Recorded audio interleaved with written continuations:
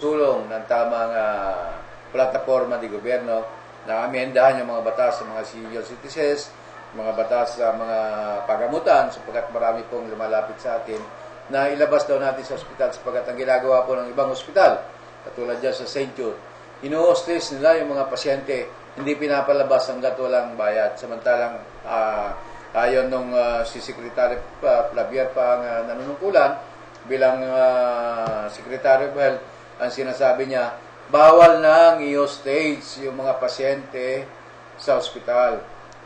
Pag sinabing ng doktor na tumitingin sa isang pasyente na pwede na siyang ipalabasin, ay palalabasin na po yan. Hindi na dapat i-hold o palakihin pa yung billing doon. Ang ginagawa kasi ng ibang hospital, ino-hostage nila yung pasyente kahit na meron na silang down na kalahati.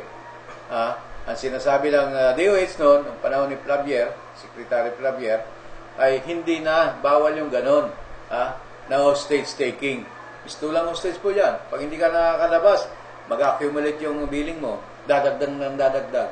Lalong hindi makakalabas. Samantalang kung may kalahati ng pang-down, pambayad, pwede naman yung promissory note, yung susunod na babayaran mo. Yan po ang hindi ginagawa ng mga ospital. Hindi sila mga tao, wala silang pusong Pilipino sapagkat ang puso po nila ay nasa negosyo. Hindi ganon. Tama, magnegosyo kayo, pero dapat titingnan nyo rin. Babalansin nyo, kaya pa ba ng mga nanunungkulan.